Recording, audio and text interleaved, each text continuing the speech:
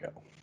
All right, so I am Sean Peterson. I am the director for the Drafting and CAD Technology program at Gallatin College, and I am joined by one of my other faculty members. I will let him introduce himself before we jump into Hello, this.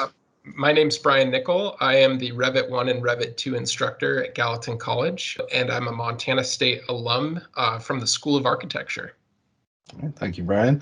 So we're just going to go through and kind of introduce the concepts that we have for this video, which is about taking a drawing which was traditionally two-dimensional and making it a fully immersive from a three-dimensional point of view. Yep. So this semester, we focused primarily on using Revit to procure three-dimensional building information models. And we pushed all of our 3D models out to a third-party application that was able to allow us to remotely connect and experience these models in VR form. With COVID, I am teaching remotely from Boise, Idaho, and my students are in Bozeman, Montana. And so following this 3D immersive environment, we're able to collaboratively and collectively engage and walk through three-dimensional models remotely. And it's provided a lot of insight to me on what their design work is by being able to walk through these models and point out design changes or design suggestions and collaboratively working through different scenarios of what they've procured throughout the semester. What are the benefits to graduates, their future employers, and clients for having this set of skills for creating a VR or augmented reality model? The benefits to our students at Gallatin College are second to none. They're actually gaining experience of how to remotely connect with their instructors through Microsoft Teams. They're learning how to take feedback from somebody remotely through a computer and digitally transform that into a three-dimensional building information model. And then they're able to walk through these building information models digitally with an instructor remotely, and being able to make design changes on the fly. It's been extremely rewarding to me to see all of our students at Gallatin College take their ideas and put them into a 3D model and then communicate and convey those ideas digitally through an immersive experience with me.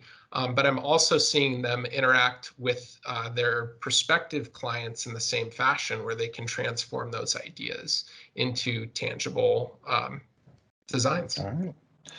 Thank you, Brian. Without further ado, we'll jump into the main event here. Awesome. Who wants to? I'll go. You're right in Okay. front of my house, so. Yeah, I was gonna say, yeah, I'm right next to your house anyway, so. All right, so what style were you going for with this? This is Bozeman chic. So similar to the one that I put together then, in that Yeah, respect. I was just going for something that was like contemporary, and I think I like the shed roof a lot. I think it's really common. Yes, it's pretty common. I like that you actually put like light fixtures on the outside and everything. I like your wood chips. Yeah, that's some nice extra touches there with all the landscaping. Got a solid glass front door, nice and secure. Oh, it's even frosted a little bit. Yep. I like it. Oh, man. That's my fault. I don't think I fixed that. I should have fixed that. Sorry, Jacob. We did fix that in my class. We just were having an issue with it. Nice little half bath. That's. I'm hoping that's a pocket door. Jacob, you're muted. Sorry. Yeah, it has a pocket door. Okay. See my my centerpiece? Yeah, you've got a little bit of a Bethesda style clipping issue going on here. Yeah, that fire pit. Right. I hid that in a lot of my views, but not in the model. So. Yeah, it's pretty crazy. I do like though that you get the like reflective material inside there, although I'm not sure whether that's intentional or not. No, I think it's just two surfaces directly on top of each other, just kind of green. It's basically like the ceiling. So the ceiling that you see right there, they're basically at the same height. So it's causing that. That's why I'm trying to look down so I don't get too much of the. Hey, did you pop a Dramamine real quick? I did. Good. All right. So, what were the design requirements that you were given by your client? Maria was pretty laid back. She just wanted, of course, an open kind of floor plan in the great room. Yeah, she wanted falls in that category. She wanted outdoor seating in the back. She wanted a pretty decent sized window over the sink. And she wanted me to redo the Jack and Jill bathroom upstairs, which I did. We all wanted you to redo that. Yeah, for sure. What was wrong with the bathroom? It was the layout was just all wrong, and I had plumbing on pocket doors and. Oh, we did kind of fix it actually, because we can. So this is the Jack and Jill bath then. It's nice. Trying to figure out where which one. I came in from that door. So this. Jacob, how many square feet is this house? Oops. I think it's at about 1,800. Nice. I actually didn't do a final check once I started really moving stuff around. All right, so we've got. So is this like the master bedroom then? It's got a bigger closet than the other one. Nope, it's for the older sibling.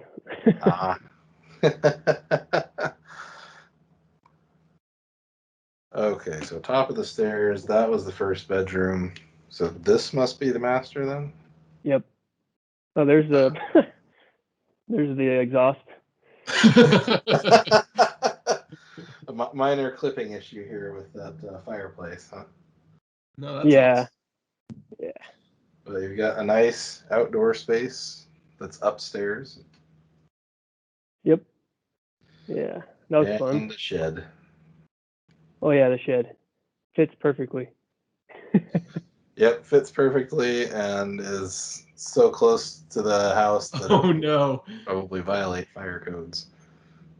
Yeah, the shed and the fire pit. I kind of forgot to save a different project for. I actually kind of like the location of the shed.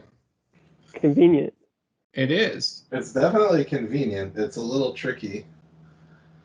Here is Steven's house. This is nice. I like it. Yeah. It's it was a good colonial. Good idea to put the facade on this side, because it would have been really difficult to get a proper, essentially 5x5 on a lot that's that narrow. Yeah. So that was a really good choice. So you had Rachel as a client, right? Yep.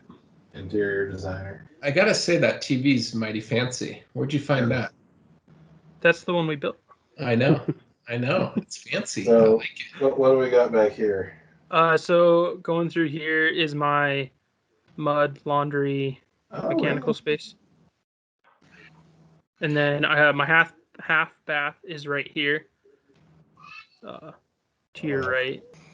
Okay, we got a nice little half bath. And this is my garage. Nice. Go show him the car that's going to park in there. Is it right out here? I hope so. It might be out in the street. I think. Yeah, there's one out front in the street. There it is. Yeah, this is the car. This is what you're going to have in your house right there. You're going to put Does that look good driving up to my house?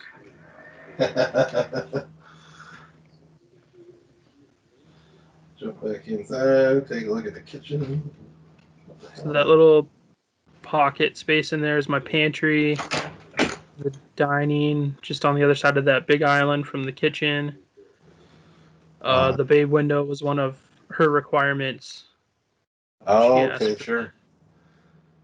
Did Yeah. you use a standard Revit family for that? Like just a Yeah. standard out of the box? Nice. Yep. And this is a very, very fancy cooking unit here, man. Yeah, it is. Yep. Wow. All right, we go upstairs.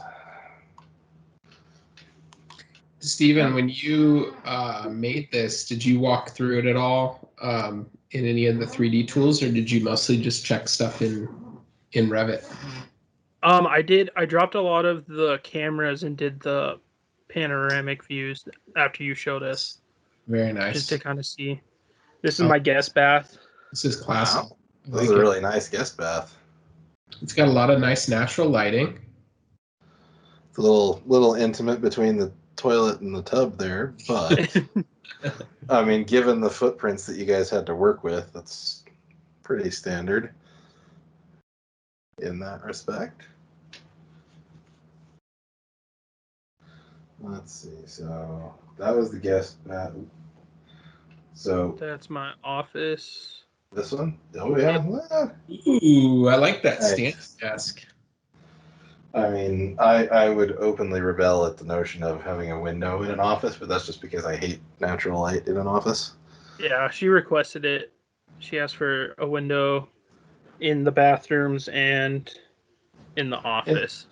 Windows in the bathrooms are, I would consider, fairly normal. So is this just a 2-bedroom Yeah. and 2-bath? Because there's going to be a master in here. I Since like the little Yeah, this is my master There's with a 2 huge flat screens. I like it. Yeah, that's a swanky little room here. This is my walk-in closet. Nice. I like that you have door handles on your doors.